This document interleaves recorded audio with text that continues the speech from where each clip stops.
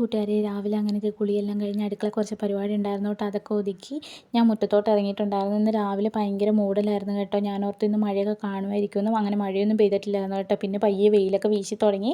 ഇത് Chinese balsam ആണ് കേട്ടോ. 2-3 വെറൈറ്റി നമ്മുടെ അടുത്തുണ്ട്. ഇതൊക്കെ അമ്മ കൊണ്ടുപോയി നട്ടതാണ് കേട്ടോ. അമ്മ പിന്നെ എന്ത് നട്ടാലും അടിപൊളിയായിട്ടുണ്ടാവേ.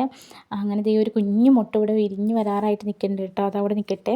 ഇത് ഒരേ ചെടിയാണ് കേട്ടോ. 2 കളറിലുള്ളതുണ്ട് കേട്ടോ നമ്മുടെ അടുത്ത്. പിന്നെ 10 മണിയൊക്കെ ആണെങ്കിൽ നല്ലോണം വെയിൽ വീശി ഇപ്പം നല്ലോണം വിരിഞ്ഞ് വന്നിട്ടുണ്ടായിരുന്നു. 2-3 ഇതിൻ്റെയും വെറൈറ്റികൾ നമ്മുടെ അടുത്തുണ്ട് കേട്ടോ. ഇന്ന് എനിക്കാണെങ്കിൽ ഒന്ന് ആശുപത്രി പോകേണ്ട ആവശ്യം ഉണ്ടായിരുന്നേ. അത് കുഞ്ഞോനോട് പറഞ്ഞപ്പോൾ അവൻ്റെ പരാതിയും പരിഭവമാണ് കേട്ടോ ഈ കാണുന്നത്. അങ്ങനത്തെ ഞാൻ നോക്കിയപ്പോൾ അനിയനാണെങ്കിൽ അവിടെ നിന്ന് കപ്പളങ്ങയെല്ലാം കുത്തിക്കൊണ്ടിരിക്കുകയാണ് കേട്ടോ. ഇനിയിപ്പോൾ ഒട്ടും നേരമില്ല കേട്ടോ. നേരെ ഇനിയിപ്പം ആശുപത്രിയിലോട്ട് പോകണം. അങ്ങനത്തെ നമുക്ക് ബസ്സെല്ലാം കിട്ടിയിട്ടുണ്ടായിരുന്നു കേട്ടോ. അവിടുന്ന് നേരെ പിന്നെ ആശുപത്രിയിലോട്ട് ചെന്നു.